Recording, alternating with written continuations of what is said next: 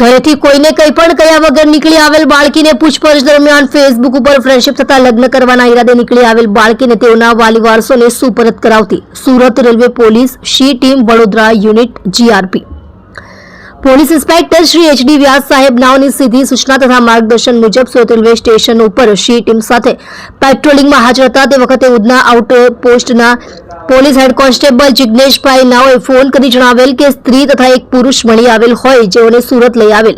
જે બાબતે તેઓની પૂછપરછ કરતા જણાવતા જે સદર બંને સ્ત્રી પુરુષ નાઓએ મિસિંગ ઓફિસમાં લાવી વુમન્સ એએસઆઈ મનીષા મધુકર નાઓએ પૂછપરછ કરતા તેઓએ જણાવેલ કે એકાદ વર્ષ પહેલા સદર ઇસમ સાથે ફેસબુક ઉપર ફ્રેન્ડ રિક્વેસ્ટ મોકલતા તે વખતે ફોન નંબરની આપ-લે કરી હતી તેમ જણાવતા હોય, જેથી સદર સ્ત્રીને વિશ્વાસ મળે તેઓની ઉંમર પૂછતા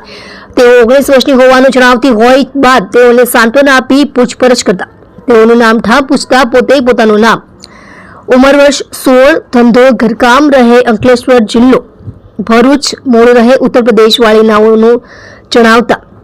જેથી સદર બાળકીને તેઓના વાલી વારસોના સંપર્ક નંબર માંગતા તેઓને ખબર નથી તેમ જણાવતા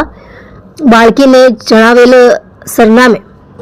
વુમન એએસઆઈ મનીષા મધુકર નાઓએ અંકલેશ્વર B ડિવિઝન પોલીસ સ્ટેશનનો સંપર્ક કરી સદર બાળકી વિશે માહિતી આપતા B ડિવિઝન પોલીસ સ્ટેશનના પોલીસ કર્મચારી નાઓએ જણાવેલ કે સદર બાળકીના પિતા અત્રે પોલીસ સ્ટેશન આવી જણાવેલ કે તેઓની દીકરી સવારના આશરે 7 વાગ્યાની આસપાસ ઘરેથી નીકળી ગયેલ છે, તેઓની શોધખોળ કરતા નહીં મળી આવતા અત્રે B ડિવિઝન પોલીસ સ્ટેશનમાં આવેલ છે તેમ જણાવતા હોય, જેથી સદર બાળકીના પિતાને સર્વ હકીકત જણાવતા બાળકીના પિતા અત્રે Surat railway station police station આવતા તેઓના યોગ્ય આધાર પુરાવા નિવેદન